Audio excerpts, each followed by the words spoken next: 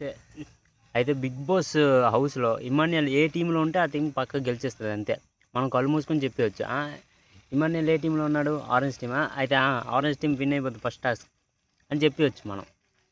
Cup గెలుస్తాడో లేదా అనేది అది secondary point. Task first task Immanuel ఉన్నాడా? లేడా? ఆ టాస్క్‌లో ఉన్నాడా? ఇమ్మాన్యుయల్ గెలిచినట్టే. ఫస్ట్ టైం చూస్తున్నాను నేను బిగ్ బాస్ ఈ 8 సీజన్‌లో 9th సీజన్ ఒక కమీడియన్ అందరినీ డామినేట్ చేస్తున్నాడు అనమాట. బిగ్ బాస్ షోనే డామినేట్ చేస్తున్నాడు ఇమాన్యుయల్. దానికి మనం ఇమాన్యుయల్ మెచ్చుకోవాల్సిందే. ఇంకా వెళ్ళిన అవినాష్ కూడా బాగా ఆడాడు.